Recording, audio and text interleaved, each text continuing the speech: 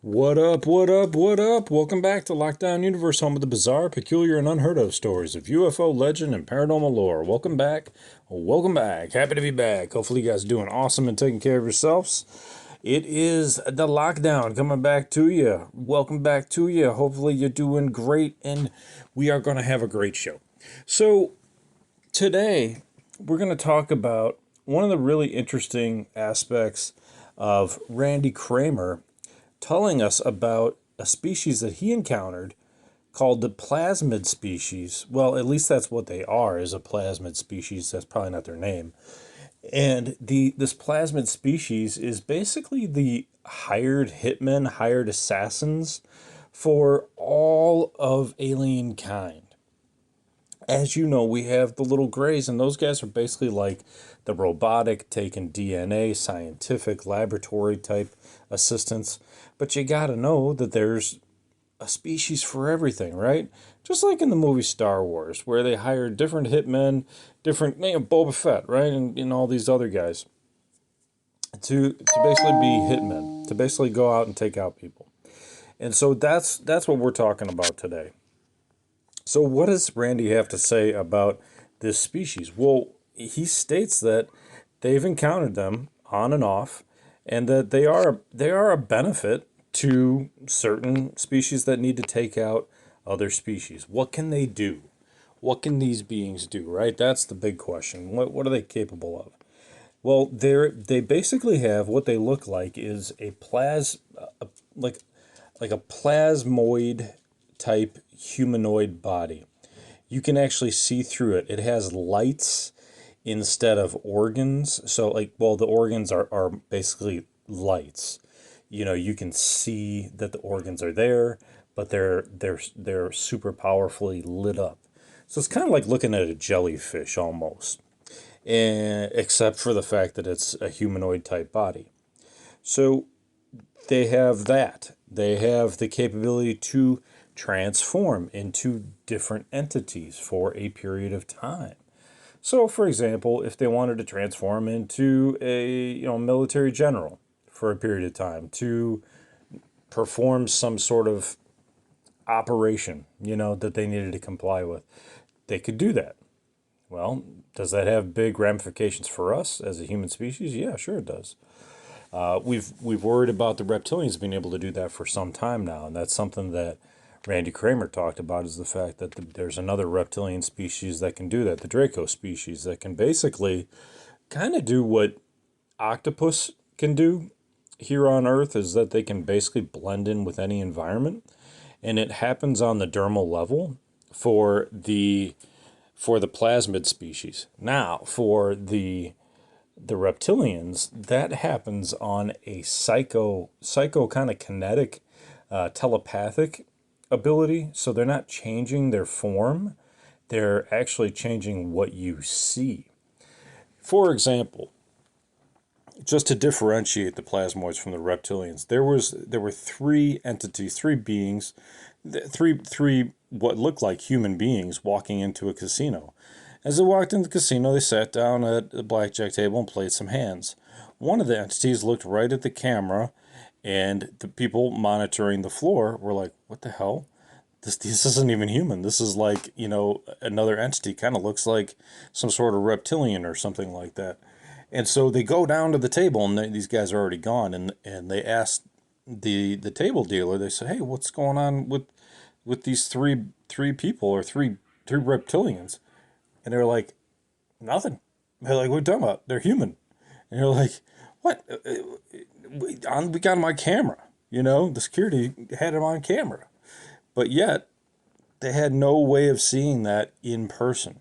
So they're basically doing a telepathic type, close range changing of people's perception of them. But the camera was able to capture their real self.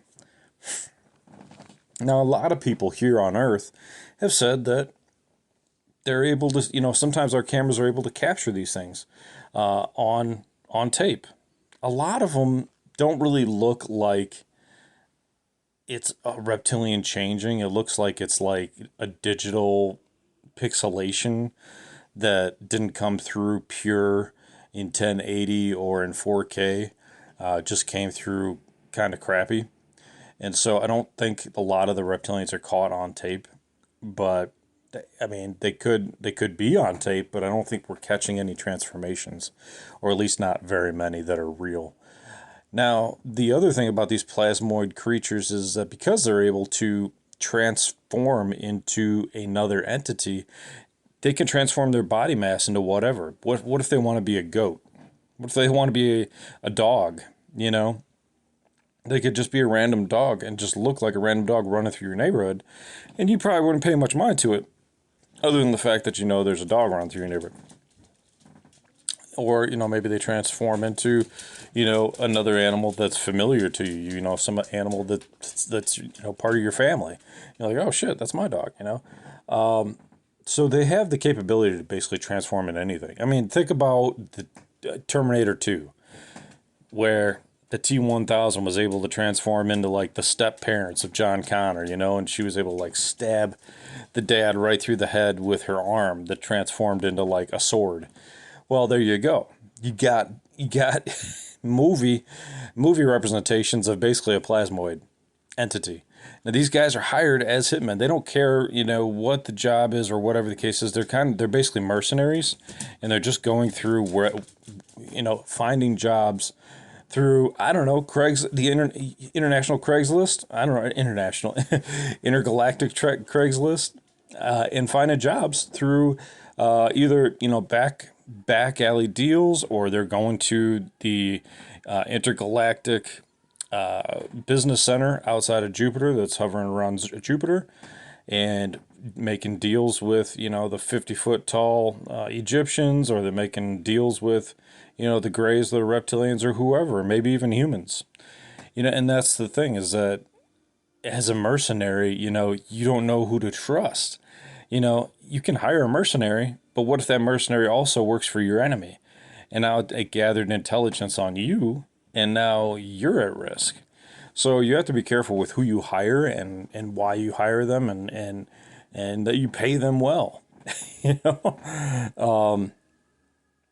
know, I think we have our own technology to keep ourselves in transmogrification. I think we have that capability. Do I think it's perfect? No, I don't think it's perfect. I don't think that they've perfected it, but I know that it's there. I know that we have the capability of doing it. Maybe even just for a short time. So, could you imagine hiring these hitmen, to do a job for you? Could you imagine encountering some human being, and then it just transforms into a plasmoid right in front of you? I mean, just the sheer like craziness of that idea is just mind blowing. Now the other theory about that too is like, what if we think of it in the terms of our existence, our current existence, and how we're being manipulated for energy, right? We talk about this a lot, that the reptilians manipulate us for energy. Well, what if we're kind of like the Truman Show? Did you see that movie with Jim Carrey a while back, like in the 90s, where he's the only one that doesn't know what the hell's going on, but everybody else does? Well, what if the majority of the humans that we're walking around with are not in fact humans, but they're actually reptilians in disguise?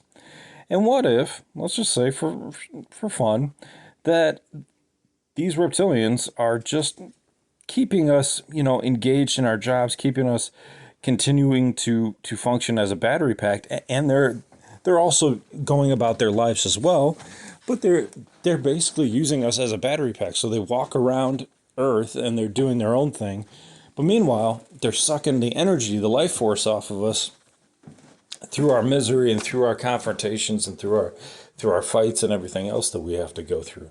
It's pretty incredible if you think about it. There's lots to be said for how they can manipulate us, right? We already know that we're being manipulated even on the human level by big business, big banks, big pharma, big everything else, big corporations, big tech, always has an eye on us and what we're doing all the time. So we know all this, right? So if we know all this and it's all capable, then it's it's not outside of the realm of possibility that it could be occurring. So we have to keep that in mind. Now, will the future change? Will we be able to develop some kind of technology, some kind of apps to see through this transmogrification to detect who's real and who's not? Richard Doty, who is the Air Force Officer of Special Investigations, states that they already have tech that's capable of determining whether or not an entity that enters their facilities is indeed a human or an alien. So they actually look through the skin, they look through the vein structure, the organ structure, they look through the fingerprints, they can look through the eyes, they can look through basically the entire body to make sure that it is a human and not just some replica coming in to spy on them. And I think that's really fascinating to me because that basically gives you that assurance that nobody's screwing around with you, nobody's infiltrating you. And that's super important, especially when you're trying to keep all those secrets underground. Now, apparently, these plasmoids and these other species live on other planets, and they also have bases here on Earth. And to have a base here on Earth is pretty nice, pretty sweet. And they use Earth for the library that it has here on Earth. So we have this library system built in to the land. It's deep underground. It's below Agartha, which is the underground world, the kind of Middle Earth, and then below that there is a library underneath another set of a honeycomb world. So there's like the honeycomb world of the Agarthans, and then below that there's also another honeycomb world that's really deep, hard to get to, and there's a library that's built. It's a mineralistic library that has all of the knowledge and history of the planet within it, and that's why so many species want to come here is for data farming and for the library, which houses so much information that we can't even fathom it. And that library is super valuable, and they'll send anybody they can here to get what they need out of it. So I think it's really interesting to even consider that, and we could talk about that because there actually is a story of the Russians who tried to access this library, tried to dig deep using psychics to facilitate where and when to drill, and to facilitate the communication between two warring alien factors that were trying to protect this knowledge, trying to protect it from the humans, because the knowledge that's down there is dangerous. So I'm going to get into that story hopefully soon, because I think that story is really interesting, and I think you guys will like it a lot. So we'll get into that too, and we'll cover it. So I hope you guys enjoyed this podcast. I'll bring you another one. I hope you guys are taking care of yourselves physically, spiritually, emotionally, following through on all your hobbies and your goals and your dreams. And as always, continue to question the universe around you. Until next time, my friends, have fun, have a good time, take care of yourselves. Do whatever makes you feel good. I think that you got to take care of your mental health in these crazy wild days. Here, let me end the podcast with a joke. Have you heard about the cow astronaut? This is horrible. He landed on the moon. That's horrible. I gotta find a better one. All right. Why didn't the sun go to college? Because it already had 1,000,000 degrees. All right, one more. All right, where do astronauts keep their sandwiches? In a launch box. Launch, Launch. Get it? All right, this is actually pretty funny. What do you get if you cross Santa Claus with a spaceship? A UFO. And we'll end it on that one, guys. Go have a great day. Make it great for yourself and for your family. Until next time, guys, take care of yourselves. Lockdown Universe out. Peace.